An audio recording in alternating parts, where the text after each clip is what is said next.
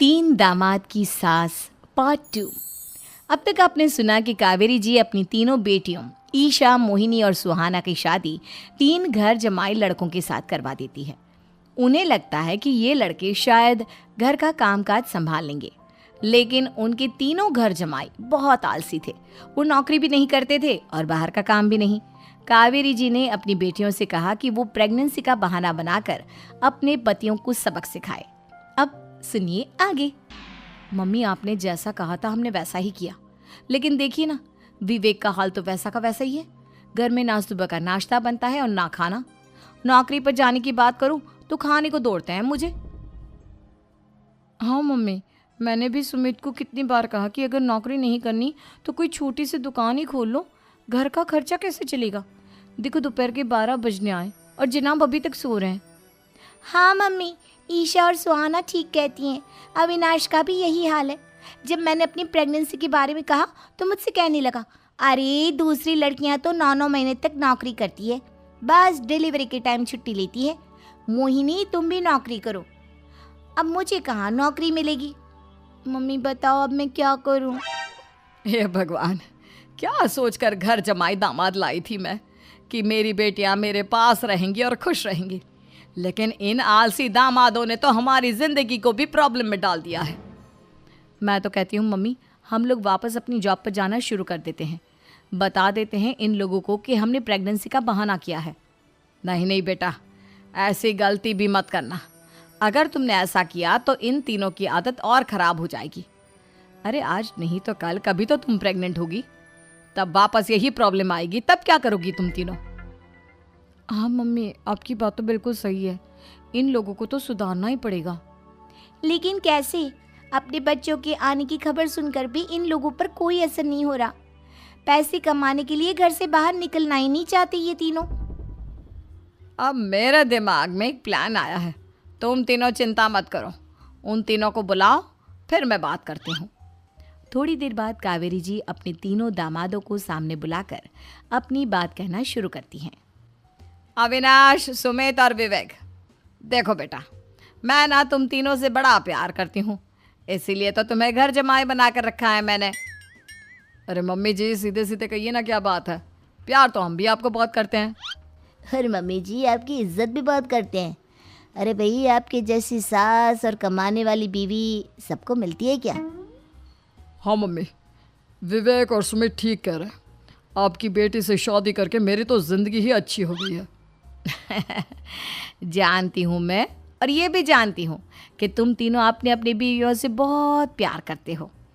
बेटा, बात ऐसी है कि हमारे कुल गुरु ने कहा है कि प्रेग्नेंट होने के बाद मेरी तीनों बेटियाँ शुरू के 4 महीने हमारे गांव में जाकर रहेगी, जहाँ मेरे चाचा जी रहते हैं। अरे लेकिन क्यों मम्मी, गांव में जाकर रहने की क्या ज़रूरत है इन तीनों को। वो क्या है ना बेटा, हमारे परिवार को एक श्राप है। अगर मेरी बेटियों ने यहाँ पर बच्चा पैदा करने की कोशिश की तो उनके बच्चों को कुछ भी हो सकता है। इसलिए अब से लेकर 4 महीने पूरे होने तक इन्हें गांव वाले घर में रहना पड़ेगा। हाँ तो इसमें प्रॉब्लम क्या है मम्मी जी? हम भी वहाँ जाकर रहेंगे, पिकनिक मनाएंगे। अरे भाई, बीवी जहाँ हम भी वहाँ। हाँ यार, आइडिया तो बहुत अच्छा है। शहर की ज़िंदगी में रह रहकर परेशान हो चुके हैं, अब कुछ दिन गांव में बिताएंगे। तुम लोग समझने की कोशिश क्यों नहीं करते। तुम में से कोई भी वहाँ नहीं जा सकता, और मैं यहाँ रहूँगी ना तुम तीनों के साथ। 4 महीने की तो बात है, उसके बाद ये तीनों ही लौट कर आ जाएंगी। ठीक है मम्मी जी, अब हमारे बच्चों का सवाल है तो ये तो करना ही पड़ेगा। कावेरी अपनी तीनों बेटियों को कुछ दिन के लिए घर से बाहर कहीं दूसरे शहर में रहने के लिए भेज देती है। कुछ दिनों के बाद, अरे मम्मी जी, बहुत दिन से पिज्ज़ा नहीं खाया, मंगवाइए ना। क्या बताऊं बेटा, पहले तो बेटियां खर्चा दे देती थी क्योंकि उनकी नौकरी थी, लेकिन अब तो मेरे पास पैसे ही नहीं बचे। थोड़े बहुत पैसे हैं जो बच्चों की डिलीवरी में काम आएंगे। लेकिन मम्मी जी, आपकी बेटियों को वापस आने में तो अभी बहुत वक्त बाकी है। वही सोच सोच कर परेशान हो रही हूँ। सोच रही हूँ कल से दूध भी बंद करवा देती हूँ। अब दूध वाले को देने के लिए पैसे भी तो नहीं है ना। अरे नहीं नहीं मम्मी जी, अगर दूध भी बंद करवा दोगी तो मुझे चाय कहाँ से मिलेगी, और चाय के बिना मैं तो मर ही जाऊँगा। क्या करूं बेटा, इसके अलावा हमारे पास कोई ऑप्शन नहीं है, मेरे पास पैसे ही नहीं बचे। इस तरह कावेरी जी धीरे धीरे अपने तीनों दामादों को पैसे देना बंद कर देती हैं और घर में खाने पीने की चीज़ें लाना भी बंद कर देती है। अब वो तीनों बुरी तरह से परेशान होने लगे थे और इसलिए एक दिन तीनों प्लान करके घर से बाहर निकलते हैं और बाजार में जाने के बाद यार अच्छा खाना खाए हुए कितने दिन हो गए, पता नहीं कब अच्छा खाना मिलेगा। हमारी बीवियों के जाने के बाद तो हमारी हालत भिखारियों जैसी हो गई है यार। कुछ भी हो, मुझे तो आज पिज्ज़ा खाना ही खाना है। जेब में 1 रुपया नहीं है और पिज्ज़ा खाएगा, कहाँ से आएंगे पैसे? अरे देख वहाँ सामने बोर्ड पर क्या लिखा हुआ है, कंप्यूटर पर काम करने के लिए एक आदमी की आवश्यकता है। भाई मैं तो जा रहा हूँ, काम करूँगा और शाम तक पैसे लाकर आराम से पिज्ज़ा खाऊंगा। जा जा, तुझे कोई काम नहीं देने वाला, हम तो घर जा रहे हैं। चल भाई सुमित। सुमित और अविनाश वहाँ से चले जाते हैं और विवेक उस कंप्यूटर शॉप पर सारा दिन काम करके 5,000 रुपये कमा कर घर लौट कर आता है और अपने खाने के लिए अच्छी अच्छी चीज़ें भी लेकर आता है। ये देखकर विवेक और सुमित के दिल में भी कुछ पैसे कमाने की इच्छा जागती है। अरे सुबह सुबह कहाँ चल दिए तुम? मम्मी जी एक बहुत अच्छी जगह मिली है, कंप्यूटर पर काम करने के 5,000 मिले थे कल मुझे। अगर रोज़ काम करूँगा तो पूरे 40,000 की तनख्वाह। अरे वाह, ये तो बहुत अच्छी बात है दामाद जी, आपको जाना ही चाहिए।